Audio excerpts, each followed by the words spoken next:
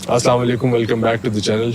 काफ़ी अर्से बाद हम आपको स्क्रीन पे नज़र आ रहे हैं। कोरोना वायरस का जोर टूट चुका है और आपकी काफ़ी क्वेरीज थी सीए से रिलेटेड। हमने जो एक वीडियो मैंने बनाई थी पहले, फिर एक वीडियो अहमद अरसलान के साथ बनी थी, तो उसके नीचे आपने काफ़ी कमेंट्स किए थे, आप काफ़ी मैसेज कर रहे हैं हम दोनों को। कुछ फ्रीक्वेंटली आस्क्ड क्वेश्चंस हैं जो आप बार बार हमसे पूछ रहे थे, तो हम चाह रहे थे कि एक वीडियो में हम उन सब का जवाब दे दें ताकि आपको हम इंडिविजुअली रिप्लाई ना करें। जी तो अहमद भाई, क्या हाल है आपका? ठीक ठाक अल्हम्दुलिल्लाह। कैसे गुजरे आपके 6 महीने लॉकडाउन में? बस अच्छे ही गुजरे। घर के अंदर काफ़ी टाइम स्पेंड किया फैमिली के साथ, हाँ तो बिल्कुल। काफ़ी बेहतर हो गया है। जो लैक हो रहा था पिछले 3-4 साल से वो कवर हो चुका है। सर अच्छा, एक बात है कि ये वीडियो काफ़ी लंबी होने वाली है, लेकिन आपको बहुत हेल्प देगी। शायद 20-30 मिनट की हो, लेकिन आपने फुल एंड तक देखनी है ताकि आपको मैक्सिमम फ़ायदा हो सके। ये इन्फॉर्मेशन शायद आपको बाकी किसी भी यूट्यूब पे कोई वीडियो नहीं मिलेगा आपको सीए पाकिस्तान के बारे में, ऐसी वीडियो फुल डिटेल ओरिएंटेड। तो स्टार्ट करते हैं अहमद भाई। बिल्कुल सर, करते हैं। पहला सवाल जो हमें काफ़ी आ रहा है वो आ रहा है सीए के स्कोप के बारे में। सीए को अगर आप कंपेयर करें मेडिकल के साथ, इंजीनियरिंग के साथ, तो सीए का क्या स्कोप है आपके ख्याल में? सी का स्कोप ये कि तकरीबन पिछले 60 साल के अंदर सिर्फ 10,000 लोगों ने अब तक सीए किया है।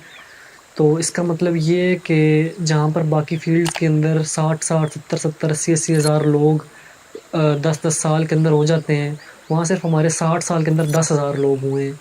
तो इसका स्कोप काफ़ी ज़्यादा है, क्योंकि हर कंपनी के लिए मैंडेटरी होता है कि वो अपनी अकाउंटिंग की, फाइनेंस की, टैक्स की कंप्लायंस करे।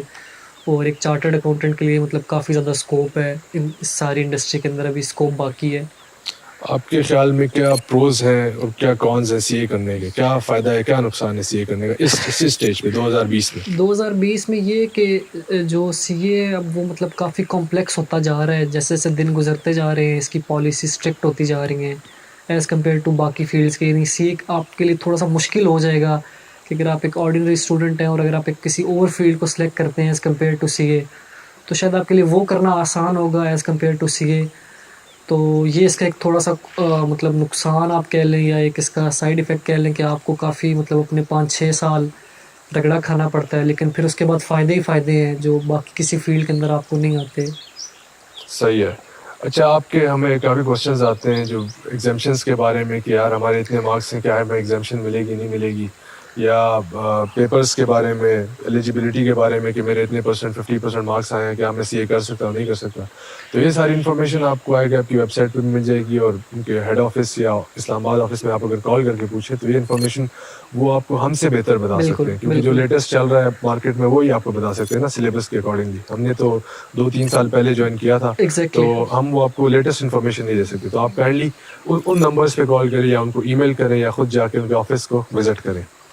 अच्छा, एक और सवाल जो आता है, जो काफ़ी आता है, लोग कंफ्यूज, आप लोगों ने चूज़ तो कर लिया कि यार बिजनेस में आना है, ठीक है, सीए करना है या एसीसीए करना है या मुझे लम्स जाना चाहिए, उसमें काफ़ी कन्फ्यूजन है।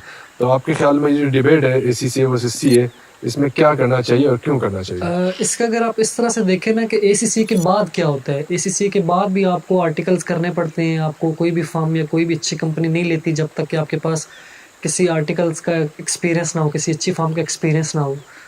तो अगर आप सी की कॉस्ट को एनालाइज करें और एसीसी की कॉस्ट को एनालाइज करें, तो उसमें एक मेजर डिफरेंस है। यानी जो सीए है वो कंप्लीट सीए एसीसी से आधे से भी कम में हो जाता है।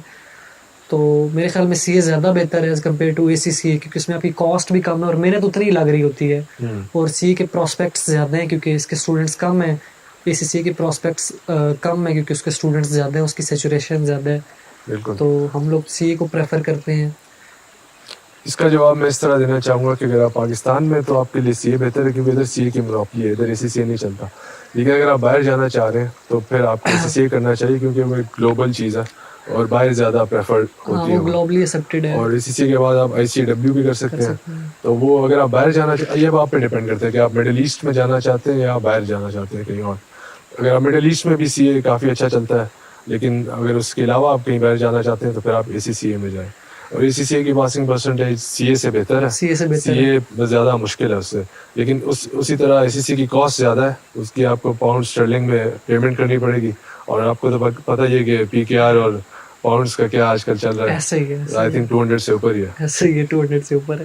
तो और सीए जो है, सी इंटर तक आपके 2 लाख 2.5 लाख में इजीली इजीली हो हो जाता जाएगा, है। With tuition with everything. Tuitions with everything. और आपके आर्टिकल जब स्टार्ट होंगे तो 1-2 साल में अपने आप को सपोर्ट करना भी स्टार्ट कर ही देंगे। तो आप किसी पे डिपेंडेंट नहीं रहेंगे। ऐसा ही है। अच्छा सर, एक सवाल जो और काफ़ी आ रहा है कि सीए का फ्यूचर क्या है। अब हम देख रहे हैं एआई आ रही है, बड़ी एडवांसमेंट हो रही है कंप्यूटर्स में, शायद मशीन्स हमारा काम ले लें, ये हमें डर रहता है। सही है। तो आपके ख्याल में सीए का फ्यूचर क्या है? ये क्वेश्चन इसलिए राइज हो रहा है क्योंकि जो बाकी फील्ड्स हैं जैसे इंजीनियरिंग वगैरह है या मेडिकल है, वहाँ पर क्योंकि अब ऐसा हो चुका है कि इंजीनियर्स के जगह रोबोट्स काम कर रहे हैं और डॉक्टर्स की जगह बाकी रोबोट्स वगैरह काम कर रहे हैं। तो सीए के बारे में थोड़ा सा कहना मुश्किल है। उसकी रीज़न ये है कि जो हमारा इंटरनेशनल गवर्निंग बॉडी आईफैक है, उसने जो नए आने वाले जितने स्टैंडर्ड्स प्रैक्टिस बेस्ड कम है, जजमेंट बेस्ड बहुत ज़्यादा है। तो जजमेंट के हवाले से वो एआई जो है ना, वो उसको ओवरराइड नहीं कर सकती। तो मेरे ख्याल से और जो हमने सुना है अपने सीनियर अकाउंटेंट से, वो यही कहते हैं कि आने वाले तकरीबन 30 40 50 साल के अंदर ऐसा होता नज़र नहीं आता कि एआई जो है वो एक चार्टर्ड अकाउंटेंट को या किसी एक अकाउंटेंट को ओवरराइड कर ले। लेकिन जो बाकी छोटे छोटे काम हैं जैसे स्टॉक टेकिंग वगैरह है या इस तरह से जो चीज़ें जो ट्रेनिंग्स को मतलब काफ़ी तंग करके करवाई जाती हैं, उनको अब ओवरराइड कर रहे हैं। ड्रोन्स वगैरह आ चुके हैं, जैसे पीडब्ल्यूसी के अंदर अभी हमने देखा था पिछले साल के, वो ड्रोन से स्टॉक टेक करवाया उन्होंने। तो सिक्योर्ड है, वो एआई इतना इम्पैक्ट नहीं करेगा जो हमने सुना है, जो जजमेंट है। मतलब वो हमें वैल्यू ही देगा, Value हमारा देगा, काम हाँ, आसान करेगा, लेकिन हमें निकालेगा, ओवरराइड नहीं है ना? करेगा क्योंकि वो उसमें कॉम्प्लेक्सिटीज इतनी ज्यादा है ना कि वो ओवरराइड कर ही नहीं सकता। ह्यूमन जजमेंट जरूरी है ह्यूमन उसमें। जजमेंट बहुत ज्यादा है अकाउंटिंग में। अच्छा सर, एक और सवाल जो काफ़ी आता है कि किस टाइप का बंदा सीए में आ सकता है, उसके पास क्या स्किल्स होनी चाहिए कि वो सीए में आए, या क्या अपने अंदर वो इम्प्रूवमेंट्स करे जिससे उसको सीए में फ़ायदा हो? सीए के बारे में ये है कि यहाँ पर जो भी आता है उसको डेडिकेटेड होना चाहिए, हार्ड वर्किंग होना चाहिए, कमिटेड होना चाहिए। कामचोर बंदा नहीं आ सकता, नालायक हो कामचोर ना हो, नालायक हो कंसिस्टेंट हो। तो अगर इतने अच्छे नंबर नहीं है एफएससी के अंदर में, इसीलिए सीए का जो है ना वो एडमिटिंग क्राइटेरिया बहुत कम रखा गया, 45 to 50% मेरे ख्याल में था। तो क्योंकि इतने लोग ले ही लेते हैं, एवरेज मार्क्स 50 प्लस ही ले लेते हैं, पास तो हो ही जाते हैं। तो कमिटिंग बंदा हो, नालायक हो, क्योंकि हमने देखा है ना कि हमारे साथ ऐसे ऐसे लोग थे जो 90% 95% लेकर आए हुए थे, तो अभी तक वो बैठे हुए हैं, उनकी अटेम्प्ट्स लग रही हैं। ओ लेवल से आए थे, उनके अटेम्प्ट्स लग रही हैं। तो हम जैसे थे या और लोग थे जो मतलब मेडिकल से आए थे या बहुत कम गांव देहातों से आए थे, तो वो लोग पास कर गए हैं क्योंकि वो ज्यादा कमिटेड थे, फोकस थे, डे वन से वो काम ही कर रहे हैं। एग्जैक्टली। आप अगर इधर उधर और चीजों में पढ़ेंगे, आपका फोकस लूज होगा, आप फेल होंगे। ऐसी बात है। तो फोकस आपने लूज नहीं करना, और ये मैटर नहीं करता आप पीछे क्या पढ़ के आए, एफएससी में आपने साइंसेस पढ़ी, इंजीनियरिंग, क्योंकि कम्प्लीटली डिफरेंट फील्ड है। ऐसी बात है। और स्किल्स की जहाँ तक बात है तो आपको मैथ्स मेरे ख्याल से अच्छा होना चाहिए, नंबर्स के साथ आपको बड़ा फास्ट होना चाहिए, और मेंटल मैथ्स आपकी अच्छी होनी चाहिए। तो वो अब यूज टू हो ही जाते हैं, आप एक दो पेपर दे रहे हैं आहिस्ता आहिस्ता, तो आप इंशाल्लाह यूज टू हो जाएंगे। बिल्कुल। अच्छा, एक और सवाल आता है कि यार हमें इंग्लिश नहीं आती तो हम क्या करें, तो इसका क्या आप देखिए, अगर इसका जो मतलब इसके दो तरह से आंसर हो सकते हैं। एक तो आपका सी का जो जर्नी है उसके हवाले से हो सकता है, एक आपकी प्रोफेशन के हवाले से हो सकता है। तो अगर आप एक कामयाब चार्टर्ड अकाउंटेंट बनना चाहते हैं तो आपके स्पीकिंग स्किल्स बहुत अच्छे होने चाहिए, और मार्केट के अंदर स्पीकिंग स्किल्स इंग्लिश बोलने को ही कहते हैं। तो अगर आप एज अ स्टूडेंट देखेंगे तो उसके सी के पेपर्स में देखेंगे तो वहाँ तो इंग्लिश इतनी मैटर नहीं करती, क्योंकि वो लॉ या वो उसके अंदर टेक्निकल टर्म्स होती हैं, उसमें इतनी इंग्लिश मैटर नहीं करती। लेकिन अगर आप एक कामयाब चार्टर्ड अकाउंटेंट बनना चाहते हैं, किसी अच्छी फर्म से आर्टिकल्स करना चाहते हैं और एक अच्छी जॉब प्रॉस्पेक्ट्स देखना चाहते हैं, तो आपको फिर अपनी स्किल्स के ऊपर काम करना होगा, इंग्लिश वगैरह के ऊपर। तो वो अच्छी होनी चाहिए, अगर नहीं है तो वो उस पर आप काम करेंगे सी के अंदर आके, क्योंकि हमारी मदर लैंग्वेज नहीं है, नेटिव लैंग्वेज नहीं है, तो इसमें घबराने की कोई जरूरत नहीं। किसी को भी स्टार्ट से इंग्लिश नहीं आती, आप आराम आराम से सीखते हैं, सीजन्स देखें, मूवीज देखें, बुक्स पढ़ें आप, और इंग्लिश स्पीकिंग की आप प्रैक्टिस करें अपने दोस्तों के साथ, आहिस्ता आहिस्ता आपकी खुद इंप्रूव हो जाएगी। एग्जैक्टली ऐसे ही है। तो इसमें टेंशन की कोई बात नहीं है, इंग्लिश अगर आपको नहीं आती कोई मसला नहीं, आ जाएगी आराम आराम से, आप उस पर काम करें। ऐसे ही है। सर, एक सवाल है कि काफ़ी लोग सीए में आते हैं और फिर छोड़ जाते हैं, बीच में छोड़ जाते हैं, पास नहीं होते, फेल होते हैं। क्या रीज़न है, आपको क्या लगता है क्यों फेल होते हैं लोग सीए में? जो मेरा अपना एनालिसिस है पिछले 3 साल का, वो ये है कि एक तो परसेप्शन बनी हुई है कि सीए जो है वो डिफ़िकल्ट है, और एक तो परसेप्शन बनी है, लोग शुरू से ये समझ के आ रहे होते हैं कि यार हमसे होगा ही नहीं। और दूसरी रीज़न ये होती है कि सीनियर्स कुछ आपको ऐसे मिल जाते हैं, क्योंकि ज़्यादातर जब आप किसी स्कूल के अंदर जाते हैं तो वहाँ वही लोग बैठे होते हैं जो फेल हुए होते हैं, क्योंकि तभी वो वहाँ बैठे होते हैं। तो वो आप लोगों को थोड़ा डीमोटिवेट कर रहे होते हैं। और तीसरा ये है कि जब बंदा खुद आता है तो वो कंसिस्टेंसी शो नहीं कर पाता, कमिटमेंट शो नहीं कर पाता, तो उसकी वजह से फेल हो जाता है। वो फिर सारा इल्ज़ाम या आई कैप पे डाल देते हैं, या इंस्टीट्यूट्स पे डाल देते हैं, या सी के ऊपर डाल देते हैं। खुद कोई बंदा वो जिम्मेदारी नहीं रिस्पॉन्सिबिलिटी लेता। आप अपने आप को अकाउंटेबल करेंगे तो Accountability, फिर आपको फायदा होगा। ऐसे ही है। और एक तो ये नहीं कि आप मेहनत कर रहे हैं उसका रिजल्ट नहीं आ रहा, वो अलग चीज़ है वो कि अलग आप चीज़। मेहनत ही नहीं कर रहे। मेहनत ही नहीं कर रहे। मेहनत कर रहे हैं, रिजल्ट नहीं आ रहा, इसका ये मतलब है कि आप जो टेक्निक्स यूज कर रहे हैं उसमें आपका मसला है, वो Exactly. फॉल्टी है।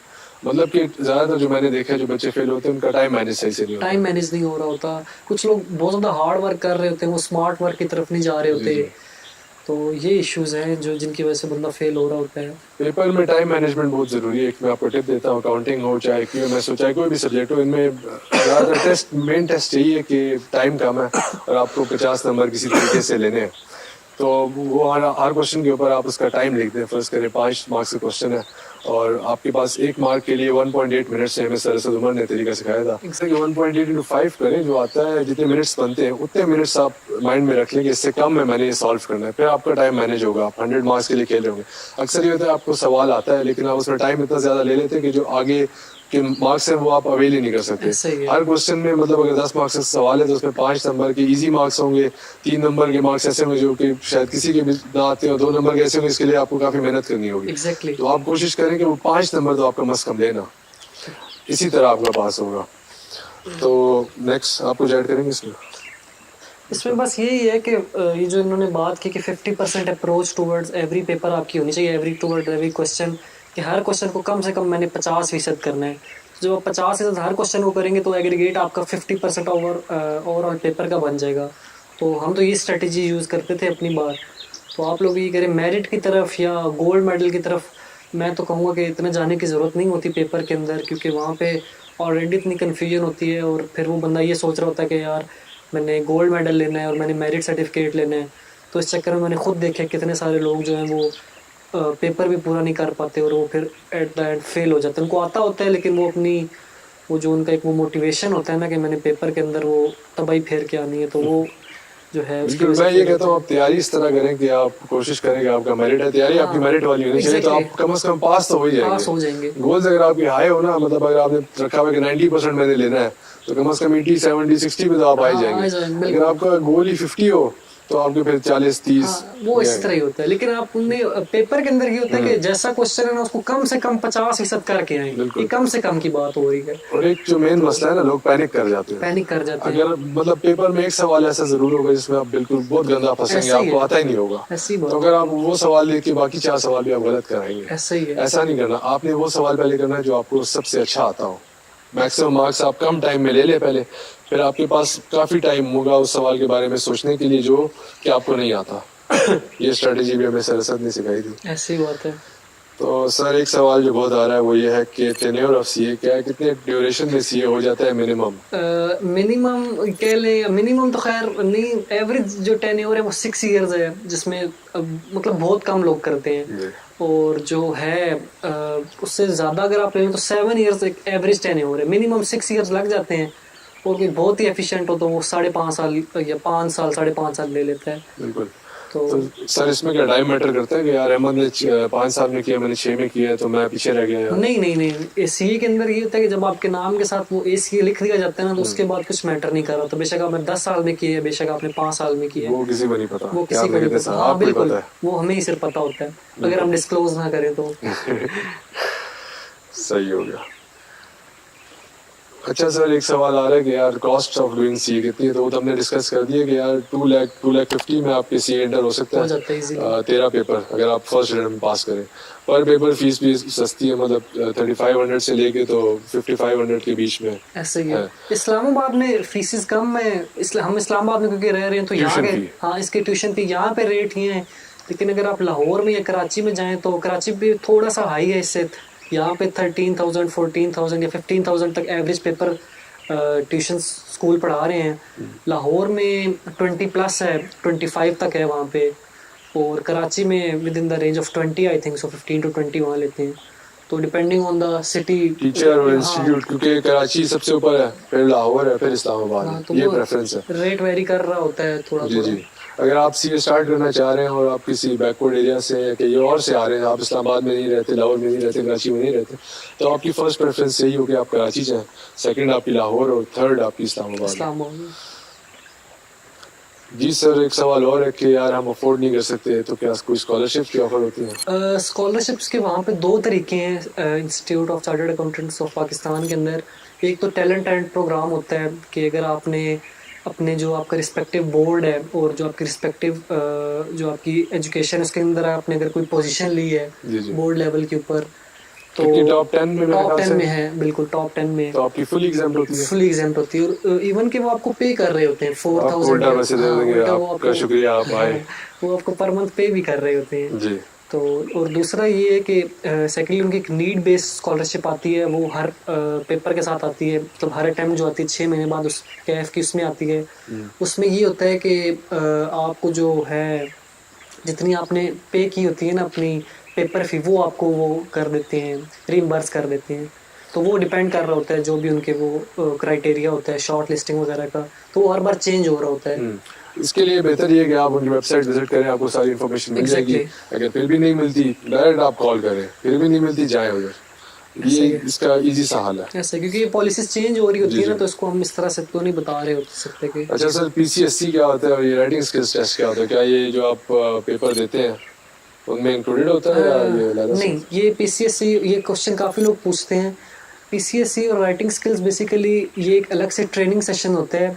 पीसीएससी आपकी प्रेजेंटेशन और कम्युनिकेशन का ट्रेनिंग सेशन होता है, और राइटिंग स्किल जो है इसी ट्रेनिंग का जो प्रैक्टिकल पेपर होता है ना, जिसके अंदर आप लेटर लिखना सीखते हैं, ऐसे राइटिंग करते हैं और रिपोर्ट्स वगैरह बनाते हैं, तो ये उसकी डिमॉन्स्ट्रेशन का एक ICAP का छोटा सा टेस्ट होता है। और ये मैंडेटरी होता है आपकी जो किसी भी जगह आर्टिकल्स अगर आप किसी फॉर्म में जा रहे हैं तो वहाँ रजिस्ट्रेशन के लिए ये टेस्ट को पास करना आपके लिए मैंडेटरी होता है। और ये 21 पेपर्स का पार्ट नहीं होता जो सीए के हैं, ये अलग से ये होता है। अलग से है। इसकी अलग से वो नॉमिनल फी चार्ज करते हैं पर राइटिंग। पीसीएससी तो आपको इंस्टीट्यूट करवाता है, ICAP उसकी फी चार्ज नहीं कर रहा होता, लेकिन जो आपका राइटिंग स्किल का टेस्ट है उसकी ICAP फी चार्ज कर रहा होता है। बैक इन 2018 इसकी आई थिंक 1600-2000 तक थी, तो अभी भी इतनी ज्यादा नहीं बढ़ी, ज्यादा से ज्यादा 200-300 बड़ी होगी। बड़ी होगी बिल्कुल। तो अगर आपने सीए इंटर कर लिया है तो जरूरी है कि साथ आपकी पीसीएससी होगी भी और राइटिंग स्किल्स टेस्ट में अगर पास हो फिर आप फॉर्म में रजिस्टर हो सकते हैं। ऐसा ही है। नेक्स्ट सवाल है सर कि स्टडी मटेरियल आप क्या यूज़ करते थे? क्या आप ICAP की बुक को प्रेफर करते हैं या आप एक्स्ट्रा बुक साथ पढ़ते हैं? राइस की बुक्स होती हैं जो कि राइस की भी काफ़ी अच्छी होती है वैसे। हाँ जी। आप क्या किससे पढ़ते थे और क्या प्रेफर करेंगे? ये काफ़ी अच्छा क्वेश्चन है। इसका जवाब मैं जो देना चाहूँगा वो ऐसा है कि जब हम लोग पढ़ रहे थे ना, तो उस वक्त ऐसा था कि बुक्स क्वेश्चन बैंक भी अलहदा थे और जो हमारा वो था स्टडी टेक्स्ट था वो अलहदा था। और जो क्वेश्चन बैंक उसके साथ गिवन होता था और जो स्टडी टेक्स्ट था उसमें बहुत आउटडेटेड एग्जांपल्स, आउटडेटेड पेपर्स थे। लाइक 1990s की सीरीज है, उसके पेपर से काफी आगे चेंज हो गया था और उसमें पुराने पेपर्स ही थे। पास पेपर और एग्जांपल्स जो थी ना वो बहुत पुरानी थी। जी जी। लेकिन जो इस साल मैंने जो बुक्स देखी उसमें ऐसा है कि उसमें उन्होंने लेटेस्ट पास पेपर्स ऐड कर दिए। तो हम लोग क्या करते थे, हम लोग क्योंकि हमने पास पेपर ही करने होते थे तो वो बाकी बुक्स के अंदर राइज वगैरह के अंदर मिल जाते थे, तो हम वो प्रेफर कर रहे थे। लेकिन अगर आपने तैयारी अच्छी करनी है तो आपको अभी ICAP की बुक को भी ज़ाहिर बात करना पड़ेगा, क्योंकि उसके अंदर पास पेपर आ चुके हैं। और एक्स्ट्रा अगर आपने प्रैक्टिस करनी है और जो कि करनी भी चाहिए एक सी के स्टूडेंट को, तो वो राइज की बुक्स से या जो पैक की बुक है या बाकी जो तबानी वगैरह की या साहब स्कूल की बुक्स हैं जो भी नई नई आ रही हैं उन सबको देख लें। उनके अंदर पास पेपर भी होते हैं, प्रैक्टिस क्वेश्चंस भी होते हैं, तो राइज मेरे ख्याल में ज़्यादा बेहतर है जैसे आपने कहा है। अच्छा, इसमें मैं यूँ कहूँगा ना कि आप स्टार्ट करें बेस आप अपनी ICAP की बुक को ही रखें, मतलब उसमें काफी बेसिक बड़ा आराम से इजी वर्डिंग में लिखा है, किसी को कुछ भी समझ नहीं आता वो वहाँ से स्टार्ट करे तो समझ जाएगा। एग्जैक्टली। उसके बाद आप क्वेश्चन बैंक को प्रेफरेंस दें, उनमें सारे पास पेपर्स दिए हैं। अभी पास पेपर डाल टू द पॉइंट है सारा। अभी आई थिंक सो मर्ज कर दिए, क्वेश्चन बैंक को खत्म कर दिया, उसको स्टडी टेक्स्ट के अंदर मर्ज कर दिया, एक ही बुक आ गया, एक ही बुक बना दिया उन्होंने। तो बेस आप वही रखें, फिर जब आपका एक बार वो हो जाए ना फिर आप आए बाकी राइस पे आ जाए। आतिफ आबिदी की बुक है, बाकी भी मोहम्मद अजमल की बुक्स हाँ हैं जी। ऑडिट की, लॉ बिल्कुल, की, बिल्कुल, बिल्कुल। फिर आप उधर आ जाएं। फिर जब पेपर का टाइम करीब होना तो फिर आप ये राइज वगैरह कर सकते हैं, क्योंकि उसमें कम पेजेस में ज़्यादा लिखा होता ज़्यादा है, लिखा टू द होता है। पॉइंट लिखा होता है, जो पेपर में पूछते हैं उसी के अकॉर्डिंगली लिखा होता ऐसे है, ही है। एक्स्ट्रा एक्सप्लेनेशन नहीं होती। ऐसे ही है। जबकि जो है कि आपकी बुक है उसमें डिटेल बहुत ज़्यादा है, ऐसे तो ही जब है। पेपर करीब हो रिविजन के लिए आप वो बुक्स प्रेफर करें, और पेपर से पहले एक दो बार आप आके आपकी बुक को गो थ्रू करें। बिल्कुल ऐसे ही है, एग्ज़ैक्टली ऐसे ही है। अच्छा सर, टीचर की जो सिलेक्शन है वो कितनी इंपॉर्टेंट है आपके पास होने में या फेल होने में, और आप टीचर्स की सिलेक्शन करते हैं किस तरह? टीचर की सिलेक्शन का भी मतलब एक ये थोड़ा सा क्रिटिकल सा एक जजमेंट बेस्ड क्वेश्चन है। हर एक की अपनी जजमेंट होती है, वो क्या चीज़ देखता है। तो मैं जो देखता था वो ये था कि टीचर जो है उसका उससे मतलब स्टूडेंट कितना सेटिस्फाई है। जी। तो अगर उनकी स्टूडेंट सेटिस्फेक्शन ज़्यादा है और उनका पासिंग रेट ज़्यादा है तो बेहतर है कि बंदा वहाँ चला जाए, क्योंकि उनको फिर सारी बात है वो विद एक्सपीरियंस ही उन्होंने इस तरह का रिजल्ट अचीव बिल्कुल। किया है। तो ये चीज़ है, बजाय एक नए बंदे से पढ़ने से बेहतर है, क्योंकि वो जो पुराने लोग बैठे होते हैं उनको इंडस्ट्री का भी ज़्यादा नो हाउ होती है और उनको पढ़ाने का भी ज़्यादा अच्छा तरीका आ रहा उनको होता है। पेपर्स का भी पता है, पता क्या होता है। पेपर्स की क्या टेक्निक है, पिछला एनालिसिस हाँ उनको जी, सारा हाँ आता जी, है। उनको आ रहा जो होता है। नया बंदा है वो आप सीख के फिर आपसे आगे शायद 10 साल बाद जिनको पढ़ा रहा होगा एग्जैक्टली। वो शायद उनको हाँ, फायदा हो। तो लेकिन अभी क्योंकि पढ़ाना हर किसी का काम नहीं है, वैसे हर हाँ कोई नहीं जी, कर हाँ सकता, जी, बहुत ऐसे मुश्किल ही काम है। ऐसे ही है। अक्सर लोगों के अपने कॉन्सेप्ट अच्छे होते हैं लेकिन वो अगले को कन्वे नहीं कर फिर वे सकते नहीं वो, कर पा रहे और होते। अक्सर लोगों के अपने फारिग होते हैं, बस गुजारे वाले होते हैं, लेकिन वो समझाते बहुत अच्छा है। ऐसे ही है। तो तो ये एक कोशिश ये स्किल है करनी हर चाहिए किसी कि में। हाँ किसी चार्टर्ड अकाउंटेंट से ही पढ़ें, क्योंकि बाकी टीचर्स भी पढ़ा रहे होते हैं। तो उनका आप देख लें, अब जो भी आपकी रिस्पेक्टिव सिटीज़ हैं, जो भी रिस्पेक्टिव इंस्टीट्यूट्स हैं, तो किसी चार्टर्ड अकाउंटेंट को हम प्रेफर करेंगे कि वो उनसे आप पढ़ें। जी सॉरी, हमने लोकेशन चेंज कर लिया। ऐसे में हम इधर सुबह आए थे तकरीबन 5-6 बजे, अभी सूरज फुल ऊपर है तो लाइटिंग का मसला हो रहा था, इसलिए हमने लोकेशन चेंज की है। Sorry for the delay. Continue करते हैं। अच्छा सर, हमने टीचर सिलेक्शन की बात की थी। बिल्कुल। नेक्स्ट सवाल ये है कि यार इंस्टीट्यूट कौन सा अच्छा है। पहले सिटी वाइज चलते हैं, आप इस्लामाबाद के बारे में पहले बताएं। इस्लामाबाद में AFC के लिए स्कैन्स अच्छा है, जी। और कैफ के लिए CP CPS है, CP SBM है इधर, SBM भी है, पैक भी है, पैक भी मतलब है। इंस्टीट्यूट इधर तकरीबन सारे ही हैं। हाँ, तो उसमें CP और SBM क्योंकि पुराने इंस्टीट्यूट्स हैं तो वो कैफ के लिए ज़्यादा अच्छे हैं, क्योंकि वहाँ पे टीचर्स कुछ हैं। लेकिन इसमें आपने ये देखते हैं टीचर्स की सिलेक्शन, आप मार्केट में आपके सीनियर्स होंगे ना, आप उनसे पूछें कि यार आपने किनसे पढ़ा, किसका पासिंग परसेंटेज अच्छा है, मार्केट में नाम होता है टीचर्स का, तो उस हिसाब से आप इंस्टीट्यूट चेंज करते रहे। आप बेशक एक से ना पढ़े, टीचर टू टीचर आप जा हाँ सकते हैं। बिल्कुल। ठीक है। इसके बाद आप लाहौर में बताएं, लाहौर में कौन से हैं लाहौर में फेमस? फेमस इंस्टीट्यूट्स पैक है, स्कैन्स है, CPE है, CFE है, और उसके अलावा और भी वहाँ पर हाँ ये मशहूर यही है वहाँ पे। मतलब हम तो इस्लामाबाद में रहते हैं तो हमने ये नाम सुने। राइज है, राइज बिल्कुल। भी दा हिसाब अभी वहाँ पे नया आया है, न्यू गार्डन टाउन में, वो है। बिल्कुल। तो आप अगर लाहौर में रहते हैं तो आप अपने सीनियर से पूछें, वो आपको हमसे बेहतर गाइड करें। हम बस आपको एक रास्ता दिखा रहे हैं कि यार ये हैं। जनरल का हाँ बिल्कुल। हाँ, हमें अभी नहीं पता कि इनमें बेहतर कौन सा है। अच्छा, कराची में आपने क्या क्या नाम सुना? ARTT सर अहमद रजा मीर ARTT बहुत फेमस है वैसे। आप हमदानी, शायद इधर से ऑनलाइन मैं क्लासेस वहाँ भी से ले रहे ऑनलाइन हैं। क्लासेस ले रहा हूँ BFD की, जी जी। और साथ है वो उनका खालिद पेटी वाला साहब का इंस्टीट्यूट है, जी। और अलहम्द इंस्टीट्यूट है, और तबानी साहब का इंस्टीट्यूट है, शरीफ तबानी तबानी भी एक बड़ा नाम। का, और जो हमारे ICAP के प्रेसिडेंट है खलीलुल्लाह शेख, उनका इंस्टीट्यूट है KNS, वो भी वहाँ पे मशहूर है, अच्छा। और TSB भी है शायद, तो ये वहाँ पे मशहूर है। कराची को आप कह सकते हैं हब है, वो हब है। बिजनेस का हब है, तो इसीलिए वो CA का भी हब है। और अगर आप फर्म आर्टिकलशिप भी करना चाहते हैं तो मैं आपको ये बोलूँगा आप कराची से करें। वो जो आपको वहाँ पे जो क्लाइंट से जो एक्सपीरियंस हुआ गया वो आपको इधर ऐसे ही है, नहीं मिलने वाला। जितने भी ऑफिसेज हैं मल्टीनेशनल कंपनीज हैं उनके हेडक्वार्टर्स वहाँ पर ही हैं, चंद एक को छोड़ के जो लिस्टेड कंपनीज हैं। वो अलग बात, आपको स्विमिंग सीखनी पड़ेगी। वो तो है ऐसे ही।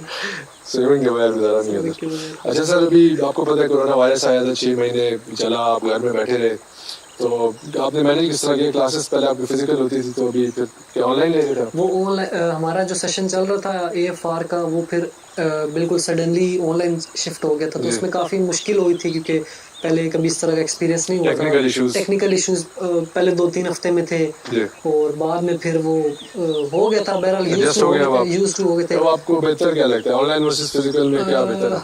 अगर आप देखें ना, अगर AFC या कैफ लेवल है तो अब भी मुझे लगता है कि वो फिजिकल ज़्यादा अच्छा था, सही है। क्योंकि वहाँ पर जिस तरह से आप कम्युनिकेट कर सकते हैं वो आप नहीं कर सकते, क्योंकि उसमें आप लोग बेस बना रहे होते हैं, जी। तो वहाँ पे आपके टीचर के साथ इंटरेक्शन बहुत ज़्यादा ज़रूरी होती है। सही लेकिन है। जो अब हमारा CFAP का लेवल है या MSc का लेवल है, तो वहाँ पर ऑनलाइन आई थिंक सो काफ़ी फिजिबल है, क्योंकि वहाँ पे क्योंकि जो अच्छे टीचर्स होते हैं वो अब वो सारी बात इंस्टीट्यूट के अंदर पढ़ा रहे होते हैं जी। और आप फॉर्म के अंदर बैठे होते हैं, क्लाइंट के अंदर बैठे होते हैं और आप लेट हो जाते हैं, ज़्यादातर तो लेट ही हो जाते हैं, तो क्लासेस मिस हो रही होती हैं। तो जी, जी। ये प्रेफर किया, मतलब है कि मैं तो ये प्रेफर कर रहा हूँ और करूँगा कि ऑनलाइन लिया जाए, और वो करते भी यही हैं। फॉर्म में असल में लेट सेटिंग्स भी होती हैं, ऐसे ही है। और जब आप मतलब इधर हम अगर इस्लामाबाद में तो ज़्यादा लोग पिंडी जाते हैं, SPM जाते हैं क्लासेस के लिए, तो ट्रैवलिंग कॉस्ट 20 मिनट जाने में, 20 मिनट आने में, तैयार होने में, नहाने में, मतलब घंटा आप लगा लेंगे, आपकी ट्रैवलिंग हुआ है और आप फिर थक भी जाते हैं।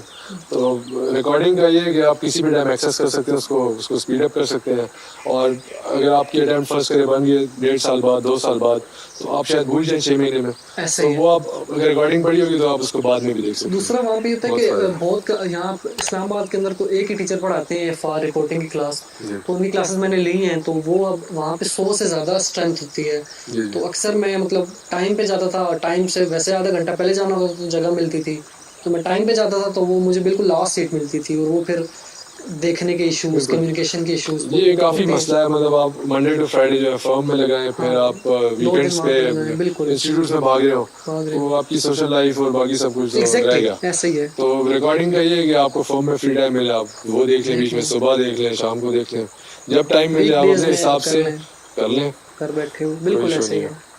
अच्छा सर, एक सवाल है कि कितने घंटे आप पढ़ते थे AFC में, पहले तो ये होता है। AFC में तो मतलब शुरू में जब बंदा आता है ना तो काफ़ी मोटिवेटेड होता है कि जी, यार जी। मैंने करना तबाही है, मार दी। तबाही फेरनी है। हाँ। और जब वो थोड़ा सा 1-1.5 महीना लगता है तो उसको समझ आता है कि यार ये तो मतलब कुछ भी नहीं है, मजाक है। मजाक है, कि हाँ। जो हम पढ़ के आए उसी की रिवीजन हो रही है, तो वो फिर आहिस्ता आहिस्ता ना वो ग्रेजुअली कम हो रहे होते हैं। AFC में सिर्फ QMS ही थोड़ा मुश्किल है, थोड़ा बाकी क्यों मैसी है, बाकी FE में तो वो तो मैक्सिमम लोगों की एग्जाम होती है, जी, जी। बिजनेस कम्युनिकेशन वगैरह, वो IT वो तो लोग जनरली नहीं पढ़ रहे होते, तो QMS पे 1-2 घंटे मेरे ख्याल में काफ़ी होते हैं एक दिन के हिसाब से। आधा घंटा BC पढ़ लें, आधा घंटा IT पढ़ लें और 1 घंटा, तो 2 घंटे आई थिंक सो बेहतर है। AFC के मेरे ख्याल से एक बार आप गो थ्रू करें, गो थ्रू करें, डिटेल में, फिर आप बस पास्ट पेपर्स प्रैक्टिस करें, बिल्कुल। वो MCQs होते हैं, एक जैसे सवाल आप 3-4 बार करेंगे, आपको वो पैटर्न पता चल जाएगा यार ये सॉल्व किस तरह होता है। ऐसे ही है। तो सर आप कैफ में कितने घंटे स्टडी करते थे? कैफ में भी जो हमने जब फास्ट ट्रैक दिया था तो उस टाइम क्योंकि काफ़ी मुश्किल थी, क्योंकि हमने तकरीबन 30-40 दिन के अंदर 2 पेपर देने थे। जी, जी। मार्च में? तो मार्च में, तो जैन के मिड में क्लासेस शुरू हुई थी और मार्च के फर्स्ट वीक में पेपर थे, तो उस टाइम तो मतलब काफ़ी हार्ड 8-8 घंटे तक भी मतलब मैंने पढ़ा था एक दिन में, एक्स्ट्रा क्लासेस के अलावा 4 घंटे क्लासेस और 8 घंटे की सेल्फ स्टडी, तो वो तो काफ़ी टफ था। लेकिन उसके बाद जो नॉर्मल रूटीन शुरू हुई थी जो मार्च के बाद, मार्च के बाद आपको 6 महीने मिले तो थे। हाँ, फिर 6 महीने उसमें तो फिर आहिस्ता आहिस्ता ही मतलब 2 घंटे, कभी घंटा पढ़ लिया, कभी 2 घंटे, कभी 3 घंटे, पहले 2-3 महीने में ऐसी रूटीन रहती है, क्योंकि उस टाइम सब क्लासेस चल रही होती हैं तो कोर्स बंदा पढ़ रहा होता है। 2 से 2.5 महीने बाद जब रिवीजन शुरू करनी होती है तो फिर वो आपको अपना टाइम डबल करना पड़ता है, तो डेली का पढ़ना पड़ता है, फिर पिछला 2-2.5 महीने की रिवीजन करनी पड़ती है, ऐसे तो जैसे जैसे पेपर्स करीब आते हैं आपकी एफर्ट्स जो है वो बढ़ जाती हैं, तो वो फिर पेपर के पास तो वो 8-9 घंटे तक भी टाइम पहुंच जाता है। तो सर इनमें कौन से ऐसे सब्जेक्ट्स हैं जिनमें आपको रट्टा मारना पड़ा है, रट्टा बहुत ज़्यादा है?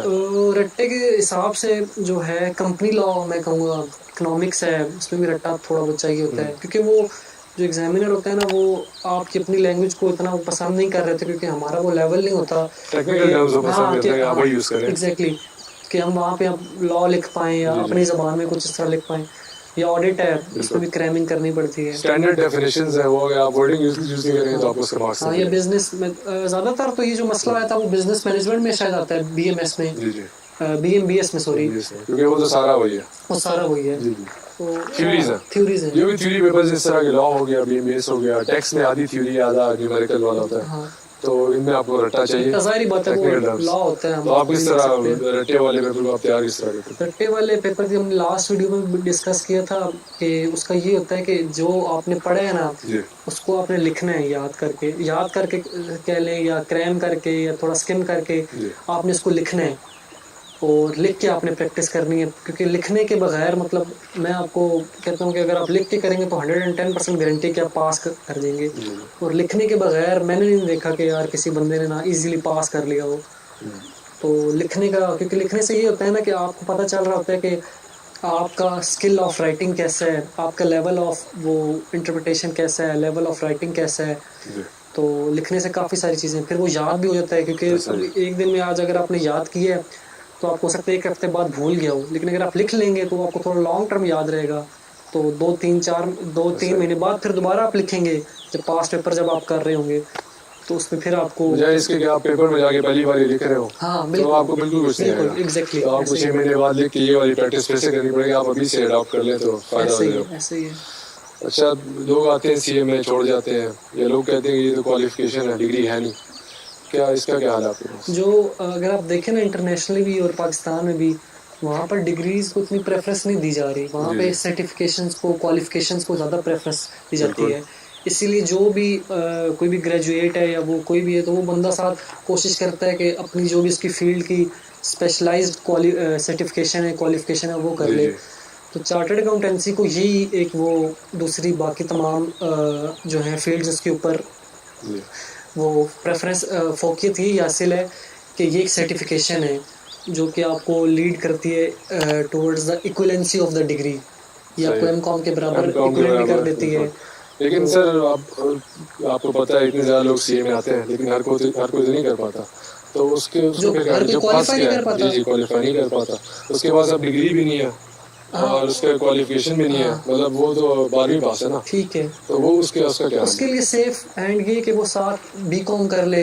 बहुत सारे इंस्टीट्यूट होते हैं वो करवा भी रहे होते हैं बीकॉम। जी जी और जो इंस्टीट्यूट नहीं करवा रहे होते, फिर वो बंदा साथ जो ओपन यूनिवर्सिटी है या सरगोदा यूनिवर्सिटी है, वहाँ जी एनुअल बेसिस पे या सेमेस्टर बेसिस पे बीकॉम प्राइवेट कर ले। हाँ, वो एक थोड़ा सा सेफ साइड बन जाए, क्योंकि मैंने खुद देखा है ना, लोग आते हैं सीए के अंदर, सीए इंटर नहीं हो रहा होता, वो बीकॉम करते हैं, एमकॉम करते हैं, फिर उसके बाद वो एमबीए वगैरह कर लेते हैं वर्चुअल यूनिवर्सिटी से, या कहीं से भी आप कर कहीं से सकते हैं, भी आपका करते जीपीए हैं। अच्छा हो। हाँ जीपीएच, क्योंकि आर्टिकल्स के अंदर ये होता है कि आप यूनिवर्सिटी तो जा नहीं पा रहे होते, या सीए के अंदर, तो वो लोग फिर ज़्यादातर वर्चुअल यूनिवर्सिटी से या ओपन यूनिवर्सिटी से एमबीए वगैरह कर लेते हैं। तो वो एक सेफ साइड के लिए आपने सही कहा है कि वो हमें साथ रख लेना चाहिए। क्योंकि सीए का लेवल बहुत ऊपर है, बीकॉम तो काफी नीचे है, तो आपको बीकॉम के लिए पढ़ना भी नहीं पड़ता। पढ़ना भी नहीं पढ़ता, बिल्कुल, तो वो बस आपको आपको बगैर जाके तैयारी पेपर के देने हैं ऐसे ही और है। बाद आपको डिग्री हाथ में, और एग्जैक्टली आप सेफ है, मतलब कि डिग्री आपके पास है, तो अगर आप अल्लाह ना करे कल को फंसते हैं इधर, तो आपके पास कम से कम डिग्री है, बिल्कुल। आप इसमें जॉब के लिए हाँ, अप्लाई कर सकते इसमें एक वो जो बेनिफिट और भी है कि अगर आपने फॉर एग्जांपल आपका सीए इंटर नहीं हो रहा ना, हैं। अगर आपके 6 या 7 पेपर पास हैं, तो on the basis of that BCom आप अपने आर्टिकल्स रजिस्टर करवा सकते हैं, और आपका बिल्कुल। टाइम पीरियड स्टार्ट हो जाता है। 3.5 ईयर्स का, मेरे ख्याल से बीकॉम में 4 ईयर्स है, 4 इयर्स है। बीकॉम में 4 ईयर्स की हाँ आर्टिकलशिप आई होती थिंक है, सो। तो वो आपका पीरियड स्टार्ट स्टार्ट हो जाता है, आप साथ में पेपर्स की तैयारी भी करें। बिल्कुल। वो आप सीए इंटर भी अपना कंप्लीट कर सकते हैं, और आप अपना जो है ना वो आर्टिकल्स भी साथ मैनेज कर सकते इस हैं। फील्ड का मजा ये है ना कि आपने ऑडिट पढ़ी है, टैक्स पढ़ी है, अकाउंटिंग पढ़ी है, ये तो बेसिक है, स्टैंडर्ड है, हर जगह एक जैसी है, टैक्स है डिफरेंट हो, लॉ डिफरेंट हो, बाकी चीजें स्टैंडर्ड है, हाँ। सारी दुनिया में एक जैसी चल रही ऐसा ही है। चाहे आप सीए शुरू करें, आप फंसते हैं, कोई मसला नहीं, आप एसीसीए में आ जाए, एग्जैक्टली एसीसीए कंपैरेटिवली इजी है, फिर बीकॉम में भी यही सब्जेक्ट्स तो सेम है, सब्जेक्ट्स का मसला नहीं है, बिल्कुल ऐसे ही बस है। उसका जो टेस्टिंग पैटर्न है, टेस्टिंग क्राइटेरिया वो डिफरेंट है, पासिंग परसेंटेज डिफरेंट है। एग्जैक्टली ऐसे ही है। सीए मतलब मैक्सिमम जो है जितना टफ हो सकता है वो है, फिर नीचे आप सीए कर लें, फिर आप नीचे बीकॉम कर लें, उसके ऊपर आप लम्स की बीएस कर लें। अच्छा, नेक्स्ट सवाल है आपका कि इज गेटिंग आर्टिकलशिप इजी और हार्ड, इसके बाद आपको कितना वेट करना पड़ा अपने आर्टिकल्स के लिए? मुझे तो वेट नहीं करना पड़ा। मेरे ख्याल में मेरा मई के अंदर रिजल्ट आया था, और जून के लास्ट वीक के अंदर मैंने ज्वाइन कर ली थी। अच्छा, तो आप हर एक बड़े के साथ खुश ऐसा नसीब है नहीं। वैसे। हाँ, क्योंकि उन दिनों वो रिसेशन स्टार्ट हो चुका था, हाँ।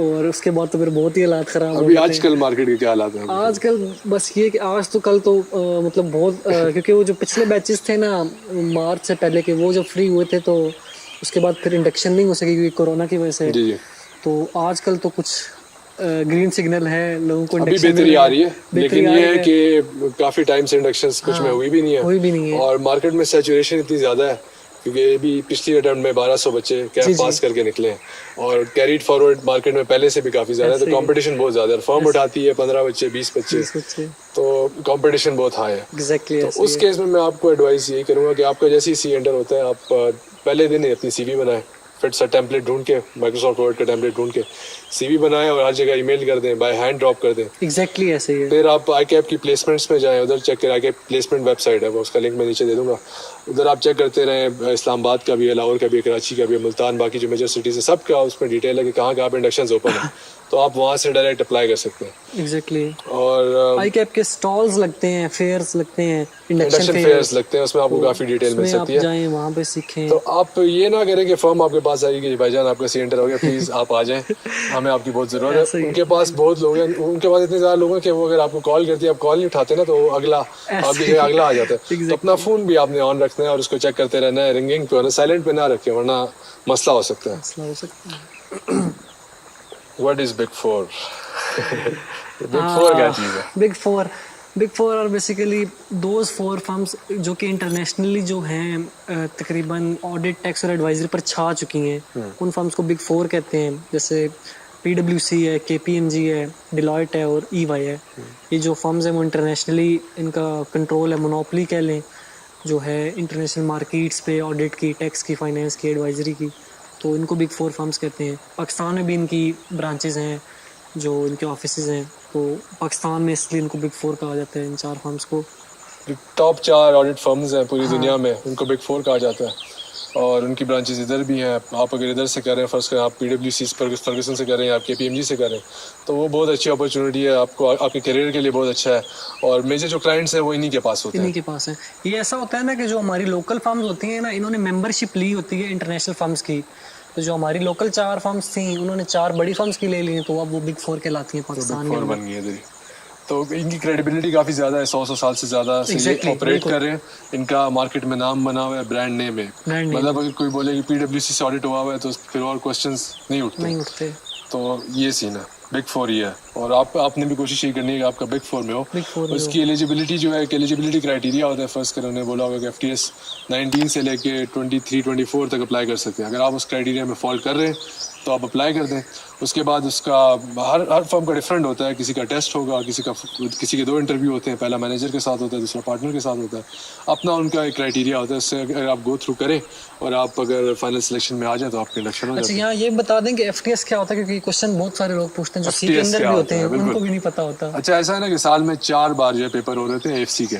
फर्ज करें ये अभी आए, इन्होंने ज्वाइन किया है दिसंबर 2020 में, ये रजिस्टर हुए, तो इनको आजकल लेटेस्ट FTS फर्ज करें चल रहा है, FTS 40 चल रहा है फर्ज करें, तो ये FTS 40 में। मैं फर्ज करें आया था दिसंबर 2019 में, 1 साल पहले इनसे आया था।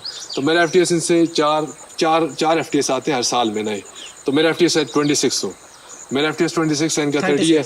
हाँ, मेरा ठीक 30 है, इनका 30। नहीं 40, आपका 40 है, मेरा 36 है। ठीक है, इनका 40 है, मेरा 36 है, क्योंकि साल में 4 नए FTS आते हैं।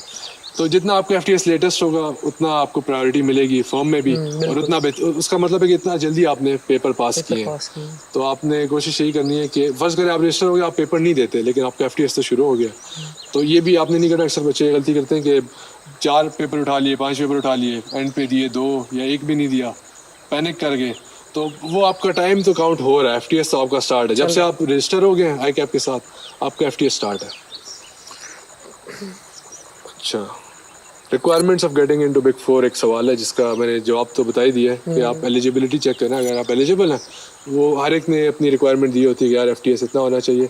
FTS का ही होता है ज़्यादा। बेसिक चीजें जो वो देखते हैं वो एक FTS ही कह रहे हैं, क्योंकि उसके बेसिस पे शॉर्ट लिस्टिंग करते हैं एप्लीकेशंस को। उसके बाद जिस तरह उन्होंने बताया है कि कुछ फर्म्स टेस्ट लेके शॉर्ट लिस्ट करती हैं, कुछ इंटरव्यूज लेके शॉर्ट लिस्ट करती हैं, तो शॉर्ट लिस्टिंग का क्राइटेरिया ही है उनका। उसमें वो फिर डिपेंड कर होता है आपके जो भी रिस्पेक्टिव पेपर है उसके बारे में, आपका स्किल कैसा है। बेशक वो इंटरव्यू के थ्रू पूछ रहे हो, बेशक वो आपका टेस्ट होता रहेगा, वो आपका टेस्ट। लेकिन आपने ये करना है, ऐसा नहीं है कि आपने पेपर पास कर लिया तो आप भूल ही जाएं कि यार टेस्ट पास हो गया तो चलो लात मारो इसे, अब ये कभी काम ही नहीं आना। ये आगे जाके जैसे अगर सी एंटर होगा फॉर्म में, ये सब काम आएगा। तो अगर आप इस थिंकिंग के साथ चलेंगे कि यार ये भूल जाएंगे, आगे नहीं आना, तो आगे 2 साल बाद आपको मसला हो जाएगा, आपको फिर से सब कुछ करना पड़ेगा। तो बेहतर ये आप अपने जूनियर्स की हेल्प करें, उनको समझाएं, तो आप प्रैक्टिस में रहेंगे। ऐसे ही है। उनको अगर आप पढ़ाएंगे तो आपकी अपनी अंडरस्टैंडिंग भी बेहतर होगी और उनको भी फायदा होगा।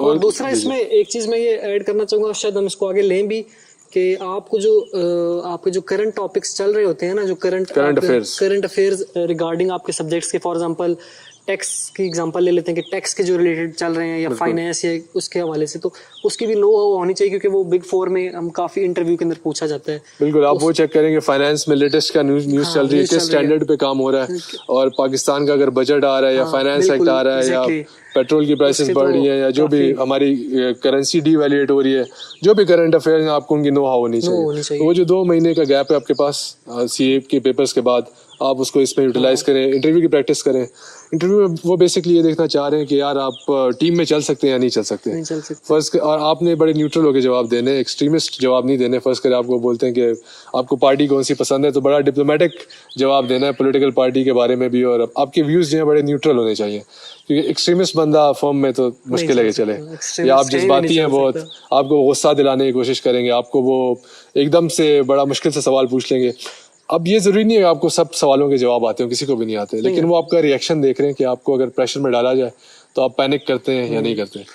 हाँ, आपने सिचुएशन को कंट्रोल कैसे करना है, बेसिकली वो ये टेस्ट कर रहे थे, क्योंकि अक्सर ऐसा होता है कि आपको क्लाइंट पर आप जाते हैं या प्रैक्टिकल सिचुएशंस भी होती हैं, आपसे कोई मतलब मिस हैंडलिंग हो जाती है, या आपके सामने कोई ऐसा कुछ काम हो जाता है कि यार मतलब बंदा पैनिक, वहां पे बंदा, तो वो चेक कर रहे होते हैं कि इस अगर ये बंदा सिचुएशन में हो तो ये वहां पे कैसे इसको हैंडल करेगा, नर्व्स पे इसको कितना कंट्रोल है, वो ये देखना चाह रहे हैं, और आपको कॉन्फिडेंस देखना चाह रहे हैं। हम में से अक्सर लोग कॉन्फिडेंट नहीं होते, कोई मसला नहीं है, हम भी शुरू में नहीं थे, ऐसा ऐसा कॉन्फिडेंस आता है, लेकिन वो इंटरव्यू के 5-10 मिनट ना आपने इसको फेक करना है।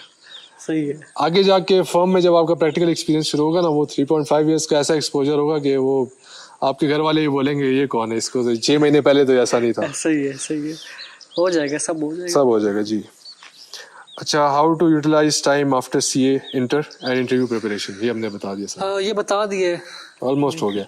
सीए इंटरव्यूज के बारे में हम एक अलग से वीडियो बनाएंगे। बिल्कुल, ये भी क्योंकि पेपर्स हो रहे हैं, तो पेपर्स के बाद फिर लोग को मेरे से ये लास्ट टाइम भी क्वेश्चंस हुए थे, बिल्कुल जब ये मार्च अटेम्प्ट हुई थी, तो हम इसको भी देख लेंगे। अच्छा सर, ये एक तो है बिग फोर हो गया, ठीक है, इसको हम बिग फर्म बोलते हैं। एक होती हैं छोटी मोटी फर्म्स जो जिनको अभी इतना टाइम नहीं हुआ, जिनका इतना नाम नहीं है, उसको स्मॉल फर्म्स बोलते हैं। तो ये small firm versus big firm, ये क्या चक्कर है इसमें? यही है, जैसे आपने पहले खुद भी बताया था कि जो पाकिस्तान के अंदर ऑडिट फर्म्स है ना, इन्होंने बाहर की मेंबरशिप ली होती है, जो बाहर की इंटरनेशनल फर्म्स है, क्योंकि बाहर की फर्म्स जो हैं उनकी, जिस तरह इन्होंने बताया था कि वो 100 साल से ज्यादा है और उनका इंटरनेशनल मार्केट पे वो है, होल्ड है, रेपुटेशन है, ब्रांड नेम है। तो जिन फर्म्स ने उनकी वो मेंबरशिप ली, उनको पाकिस्तान में भी वही बिग फोर कहते हैं, और जिन्होंने नहीं ली वो अदर फर्म्स होती हैं। उसमें फिर उसके बाद आती है टॉप 10, जो टॉप 10 फर्म्स हैं वो बेसिकली लिस्ट होती हैं, जो स्टेट बैंक की लिस्टिंग आती है। स्टेट बैंक की लिस्टिंग में 3 तरह से होता है, एक ए कैटेगरी की फर्म्स होती हैं, एक बी कैटेगरी की होती हैं, एक सी कैटेगरी की होती हैं। ये जो कैटेगरीज होती हैं, इनसे जो फर्म होती है वो एलिजिबल होती है to the audit of that particular company. जैसे अब ए कैटेगरी की है तो वो I think so listed companies को ऑडिट कर सकती है, आई थिंक रेवेन्यू के हिसाब से, रेवेन्यू के हिसाब से, इक्विटी के हिसाब से, कैपिटल के हिसाब से। तो ये कि जो बिग फोर फर्म्स हैं वो हर किस्म का काम कर सकती हैं। तो जो छोटी फर्म्स हैं, ए कैटेगरी की या बी कैटेगरी या सी कैटेगरी की, उन पे लिमिटेशंस होती हैं कि वो एक सर्टेन हद तक किसी क्लाइंट को ले सकते हैं, या किसी एक मतलब खास लेवल ऑफ उनका वो क्रेडिबिलिटी होती ऐसा ही है। लेकिन मेरा मशवरा आपको ये, जैसे आपका सी इंटर हो ना, तो आप सीवीज दें, और अगर आपको कहीं से कॉल आती है ना, तो आप बस स्टार्ट कर दें। आप टाइम वेस्ट ना करें। अक्सर लोग ऐसे हैं, साल हो गया, 1.5 साल हो गया, बिल्कुल वैसे ही बैठे हैं, कुछ कर नहीं रहे, तो उनका टाइम भी जाया हो रहा है। जो वो पीछे पड़ के हैं वो भी वो भूल गए हैं, प्रैक्टिस से तो आउट हो गए। तो अगर आप छोटा मोटा स्टार्ट कर लें, अगर आपको बेहतर अपॉर्चुनिटी मिलती है तो आप मूव कर लें। बिल्कुल ऐसे ही लोग करते भी हैं फील्ड के अंदर, लेकिन आप स्टार्ट करें, आप टाइम जाया ना करें। मेन आपका ये होना चाहिए, चलो बिग फोर आ जाए तो बहुत अच्छी बात है, ना भी आए तो मेन आपका फोकस ये होना चाहिए कि आपका सीए टाइम पे हो। सीए आप 5-6 साल में मुका दें। अगर आपका ये हो जाता है ना, तो ये फिर आपकी वो बिग फोर वाला जो फैक्टर ना उसको कवर कर लेते हैं। बिल्कुल। तो अगर आप ये भी ना करें, बिग फोर में भी ना जाएं, तो फिर आप मसले में, फिर वो हालात नहीं इस तरह से। और आप प्रैक्टिस से आपको अकाउंटिंग तो भूल जाती है, 6 महीने आप ना पढ़े सब भूल जाते हैं। सो आपने प्रैक्टिस में रहना है, और स्मॉल फर्म में जहाँ पे भी आपको अपॉर्चुनिटी मिल रही है बस आप स्टार्ट करें। आपका कम से कम टाइम पीरियड तो स्टार्ट हो, वो फिर आप आगे देख लेंगे। आप अपने आप को पर्सनली ऐसा डेवलप करें कि यार मुझे बिग फोर की जरूरत ही नहीं है। बिग फोर का एक्सपोजर नो डाउट कि बहुत अच्छा है, लेकिन आप अपने आप को भी ग्रूम करें, कोशिश करें खुद से कि आप अपने अंदर वो क्वालिटीज़ डालें जो कि एक अच्छे सीए, एक अच्छे फाइनेंस एक्सपर्ट में होनी चाहिए। अच्छा, एक सवाल और है कि how to manage time during articleship. Time management की दो तरह से हो सकते हैं। एक तो ये जो आपका फर्म का टाइम है वो भी हो सकता है, और पढ़ाई का टाइम भी, मतलब दोनों ही होते हैं। तो उसमें ये है कि जो छोटी फर्म्स है, इसमें मैं इसको ब्रॉडली बता देता हूँ सारी चीज़ें, कि जो छोटी फर्म्स है ना, उनके पास क्लाइंट्स छोटे होते हैं। तो वहाँ पर ये होता है कि आपको इतनी ज़्यादा वो नहीं बैठना पड़ता, लेट सेटिंग्स भी कम होती हैं डिपेंडिंग ऑन द फर्म्स। काम कम होता है, लेट सेटिंग कम होती है, तो वहाँ पर आपको पढ़ने का time as compare to big four ज़्यादा मिल रहा होता है। लेकिन बिग फोर में अगर आप जा रहे हो, क्योंकि उनके पास क्लाइंट बड़े होते हैं, तो वहाँ पे काम भी ज़ाहिर बात है ज़्यादा होता है। तो वहाँ पर आपको एक्सपोजर जो पढ़ाई वाला होता है ना, वो भी ज़्यादा मिल रहा होता है, क्योंकि आपको प्रैक्टिकली चीज़ें देखने को काफ़ी मिल रही थी। लेकिन अगर आप टाइम मैनेजमेंट की बात करें तो ये कि आपको खुद ही करना पड़ता है, जैसे कैसे करना हो। तो जो जनरल प्रैक्टिस होती है, जो मतलब जितने भी हमने लोग देखे हैं जो टाइम पर सीए कर रहे होते हैं, वो ये बता रहे होते हैं कि यार आप किसी तरह से भी ना, तकरीबन दिन में 2 घंटे या 1-1.5-2 घंटे किसी तरह से भी, बेशक क्लाइंट के ऊपर ब्रेक में, नमाज के टाइम, या रात को बैठ के, या सुबह फर्म जाने से पहले किसी तरीके से आप जो है वो 2 घंटे तकरीबन अपना पढ़ाई वगैरह कर लें। और टाइम होता भी ऐसे, मैं खुद इसी तरह करता हूँ कि जब मैं फर्म जा रहा था तो उसमें मैं ऐसे करता था कि सुबह 7 बजे निकलता था घर से, तो तकरीबन 8 बजे एक इंस्टीट्यूट है मेरे घर के पास, वहाँ जाता था, 2 घंटे वहाँ पढ़ता था, फिर 10 बजे फर्म चला जाता था। और फर्म के बाद जब कोरोना आया, कोविड आया, तो उसमें क्योंकि वो घर पे ही होता हूँ, तो फिर वो रात को भी टाइम मिल रहा होता है, दिन को भी मिल रहा होता है। बिल्कुल। तो ऐसे अभी तो खैर टाइम मिल रहा है, लेकिन जनरली यही है कि आपको या तो सुबह फर्म जाने से पहले कर लें, या फिर रात को आपको टाइम देना पड़ेगा। इसमें मेन चीज़ ये, आप अपनी एक रूटीन बना लें, अगर 3.5 साल चलानी है। अगर आप एक दिन सही तबाही में चाहते हैं, अगले 10 दिन पढ़ते नहीं है, कोई फायदा नहीं। रोज अगर आप घंटा पढ़े, आधा घंटा ही पढ़े, लेकिन रोज पढ़े, तो उसका आपको फायदा है। हदीस भी है ना कि अमल वो मुख्तसर हो लेकिन वो तसलसल से हो, तो वो फायदा देता है। तो मेरा आपको यही मशवरा है कि आप एक ऐसी रूटीन बनाएं जिसमें आप सुबह जल्दी उठें, फिर आपको काफ़ी टाइम बच जाता है। 2 घंटे सुबह पढ़ें, फिर आप फर्म जाएं, वापस आएं, रिलैक्स करें, 1 घंटा 2 घंटा शाम में पढ़ लें, काफ़ी है। और अपनी सोशल लाइफ को आप कॉम्प्रोमाइज़ ना करें, क्योंकि अगर आप अपनी सोशल लाइफ बिल्कुल ही छोड़ देंगे ना, कि आप बोलेंगे यार बस मैंने पढ़ना ही है, तो फिर आप स्ट्रेस में आ जाएंगे, तंग होंगे, तो उसका फायदा नहीं है। सोशल लाइफ, दोस्तों से मिलें, आप खुश रहेंगे तो आपका दिल भी, आप ज़्यादा प्रोडक्टिव होंगे। आप अंदर से खुश नहीं होंगे तो आपके पढ़ाई में भी दिल नहीं लगेगा, तंग हो जाएंगे आप। इसमें भी ये भी अगर आप देखें थोड़ा सा कि ये कि इसमें बहुत ज्यादा इंडल्ज नहीं होना चाहिए, बहुत ज्यादा नहीं। बंदा मतलब वो बिल्कुल ही अपने आप को खुश करने के लिए, तो जो ज्यादा खुश नहीं होना, लेकिन बिल्कुल ही आपने साइड पे भी नहीं हो जाना कि यार अभी मैं सीए में आ गया हूँ तो बिल्कुल ही मेरी वो जिंदगी गई, वैसा भी लोग फिर ऐसा होता है ना कि वो फिर मेंटली उनको काफी प्रॉब्लम्स हो जाती हैं। बिल्कुल। तो अगर आप नहीं, दोस्त नहीं है आपके वहाँ पे, तो आप सीए के अंदर दोस्त बना लें, आके दोस्त बनाएं। इसमें नेटवर्किंग बहुत इंपॉर्टेंट है, बहुत ज्यादा इंपॉर्टेंट है। जिससे भी मिले, सलाम दुआ करें, हर किसी के साथ अच्छी रखें, किसी के साथ आप क्रॉस ना हो, क्योंकि वो मसला हो जाएगा आपको आगे जाके। क्योंकि आप अब प्रोफेशनल लाइफ में आ गए हैं, प्रोफेशनल क्वालिफिकेशन है, तो कल को मुझे नहीं पता अहमद शायद मेरा मैनेजर हो आगे, या मैं शायद इसके ऊपर गई हूँ, कुछ भी हो सकता है। इस फील्ड में ये है ना कि थोड़े से लोग होते हैं और आपस में इंटरकनेक्टेड होते हैं। पिंडी इस्लामाबाद के जितने लोग हैं सीए के, उनमें से मैक्सिमम को हम जानते हैं, और वो हमें भी जानते हैं।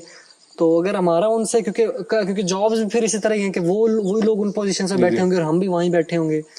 तो एक बार आपकी रेपुटेशन खराब हो जाए, फर्ज करिए मेरा मैनेजर है, मैं इसके साथ लड़ाई करता हूँ या कुछ भी करता हूँ, तो ये आगे बात फैला देगा कि यार ये बदतमीज इंसान है, ऐसा ही मेरे पर टैग लग जाएगा, और मैं अगर बदतमीज ना भी हूँ तो हो जाता है, मसला हो जाएगा मेरे लिए।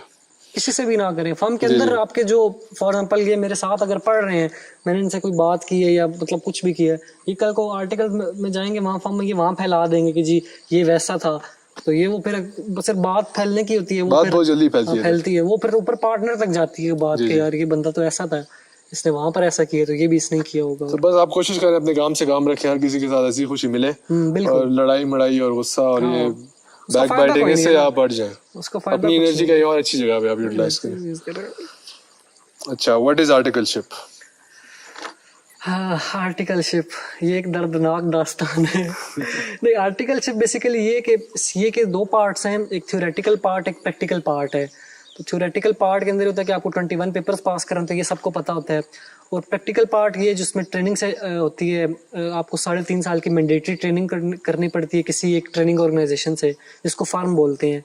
फर्म भी बोलते हैं, और आप ट्रेनिंग कर सकते हैं इंडस्ट्री के अंदर भी। ये मैंने पॉइंट पीछे मिस कर दिया था, ये भी हम इसको कवर कर लेते हैं कि आप जो है ना इंडस्ट्री में भी जा इंडस्ट्री सकते में भी हैं, जा जिस सकते तरह हैं, के OGDCL हो गया, बाकी जो कंपनीज हैं, हाँ वो ICAP की कैप के साथ रजिस्टर्ड है जी, तो वहाँ उसके से भी अंदर आप कर अपने सकते हैं, 3.5 years का आर्टिकलशिप कर सकते हैं। वहाँ से उसका फायदा ये है अगर आपको पे ज्यादा मिलेगी और वर्किंग आवर्स उसके जो है थोड़े कम होंगे, रिलैक्स्ड होगा, पढ़ाई का टाइम आपको ज्यादा मिलेगा। लेकिन उसका नुकसान ये है कि आपको उसमें ऑडिट का एक्सपोजर नहीं मिलेगा। नहीं, ऑडिट में भी अगर आप ऑडिट में भी ये भी आप पॉइंट से कह रहे हैं, और एक उसमें जो मेजर वो मसला ये है कि आपको सिर्फ एक इंडस्ट्री का एक्सपोजर मिलेगा। आपका काम रेपिटेटिव होगा। फर्ज करें आप सीमेंट इंडस्ट्री में चले गए तो आपको सीमेंट का पता है सब कुछ, बाकी आपको इधर उधर ऑडिट नहीं कर सकते, नहीं कर सकते, आपको किसी और उसका इंडस्ट्री का एक्सपोजर नहीं मिलेगा। लेकिन अगर आपको फर्ज करें फाइनेंशियल मसले, आपकी फैमिली आपसे एक्सपेक्ट करिएगा आप पैसे कमाएं या आप उनको सपोर्ट करें, फिर वो अच्छा ऑप्शन है। या फिर ऐसा है ना कि अगर आपने लॉन्ग टर्म अपना प्रोस्पेक्टिव भी सोचा कि यार मैंने फॉर एग्जांपल SCCP में जॉब करनी है, तो वहां में फिर आप उसी में चले जाएं, क्योंकि उसी अगर इंडस्ट्री में आपको अगर जॉब भी उसी में करनी है, पूरी जिंदगी उसी में गुजारनी है, ट्रेनिंग चले जाएं, ऐसा ऐसा आप ऊपर लेवल पे चले जाएं। और अगर आपका नहीं हो रहा ना, अगर आपका Big 4 में नहीं हो रहा या टॉप 10 में नहीं हो रहा, तो फिर बजाय किसी छोटी फर्म के अंदर से मैं ये कहूँगा कि आप किसी जो रेप्यूटेबल इंडस्ट्री है ना उसके अंदर आर्टिकल्स कर लें, जैसे PTCL है, यूफोन है, OGDC है, और भी जो हैं उनके बिल्कुल वो ICAP प्लेसमेंट पे आप चाहें बिल्कुल उधर आपको मिलेंगे। बाकी फेसबुक ग्रुप्स हैं CA के, वो आप फॉलो करें, उस पर अपडेट्स आती रहती हैं। एक मैम है कराची की, वो उनका नाम मैं भूल गया हूँ, वो काफ़ी अपडेट्स पोस्ट करती रहती हैं CA में, तो उनका भी मैं लिंक दे दूंगा, वो आप चेक कर सकते हैं। ठीक हो गया ये। अच्छा, अर्निंग क्या होती है आर्टिकलशिप के दौरान?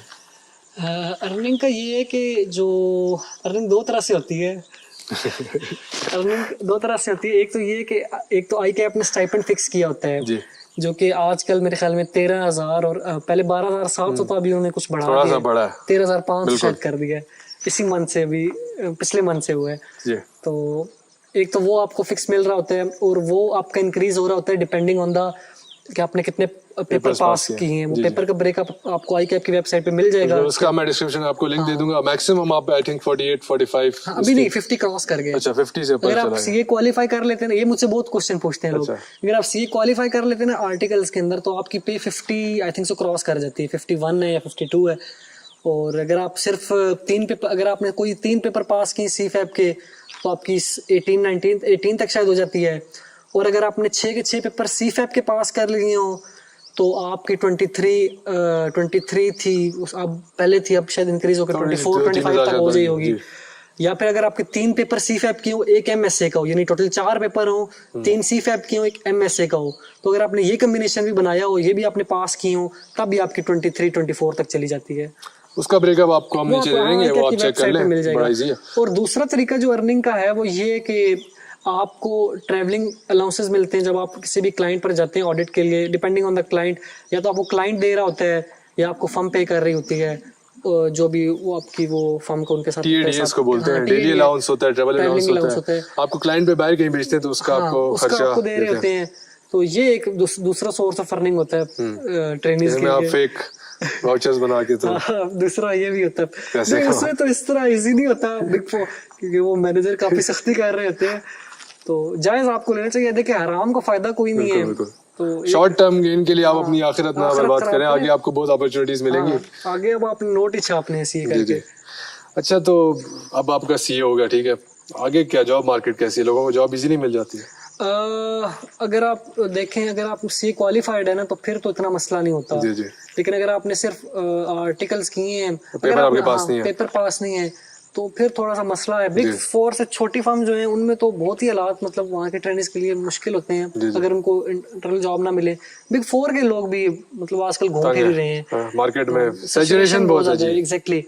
और कोरोना की वजह से और इसमें ऐड हो गया, रिसेशन जो कि अब बन रहा था वो उसकी वजह से काफी ऐड हो गया। दूसरा ये अब CA में लोग भी बहुत ज्यादा आ रहे हैं, पहले कम आते थे, अब पास भी बहुत ज्यादा हो रहे हैं, पहले पास भी कम होते थे। इसीलिए अभी वो 2021 की जो स्कीम आ रही है उसमें वो कुछ कर रहे हैं, उसके ऊपर भी लोग काफी क्वेश्चन कर रहे थे मेरे से, तो हम कोशिश करेंगे कि आने वाले दिन में उस पर भी एक वीडियो बना, उसके बारे में अगर एक क्लियर पॉलिसी आ जाए ना, तो फिर हम उस पर वीडियो बना सकते हैं। इसके ऊपर कुछ क्लियर है नहीं, वेबसाइट पे भी नहीं है, काफी वो वेग सी चीज है, और पता नहीं कब से स्टार्ट हो रहा है। तो एक क्लियर पिक्चर आ जाए तो फिर हम उस पर एक वीडियो बना सकते हैं। ठीक है। अच्छा, एक हमारा लास्ट सवाल है कि अब आप क्वालिफाइड हो गए, जॉब भी आपको मिल गई है, क्या सैलरी हम एक्सपेक्ट कर सकते हैं आप? जो कि स्टार्ट हो रहा होता है ना एक सी क्वालिफाइड, अगर क्वालिफाइड है बिग फोर से उसने किए हुए आर्टिकल्स, तो वो इजीली 80K से लेके 110 120 के दरमियान उठा रहा होता है मार्केट से। उसके अलावा साथ उसको कार अलाउंस मिल रहा होता है, ये कार दे देते हैं। ये भी मुझसे क्वेश्चन हुआ था अभी पिछले दिनों, कार दे रहे होते हैं, मेडिकल दे रहे होते हैं, पीएफ दे रहे होते हैं, ग्रेजुएटी वगैरह दे रहे होते हैं। तो मतलब ये है। और हर 2 साल बाद अगर आप देखें, फिर एक चार्टर्ड अकाउंटेंट को 2 साल 3 साल हो गए फील्ड के अंदर, तो आराम से 1.5 लाख तक पहुंच जाता है। फिर इसी तरह 3 से 5 साल में वो 2 के आसपास होता है, 5 से 7 साल में वो फिर 4 के आसपास घूम रहा होता है। तो ये डिपेंड कर रहा होता है किस इंडस्ट्री के अंदर है। तो काफी प्रोस्पेक्ट्स आगे ठीक है, सी क्वालिफाई कर लें आप, फिर आगे आसानी है। आर्टिकल्स कर लें। तो वो कहते हैं ना, वो बल्कि कुरान की आयत भी है ना कि हर मुश्किल के बाद आसानी है। तो अगर आप सीए को थोड़ा तरीके से करें, थोड़ी मुश्किल बर्दाश्त कर लें, टेम्परेरी है 4 5 6 साल की, तो आपकी फिर बाकी जिंदगी आपकी, आपके घर वालों की, आपके खानदान वालों की जिंदगी थोड़ी बेहतर सुकून में आ जाएगी।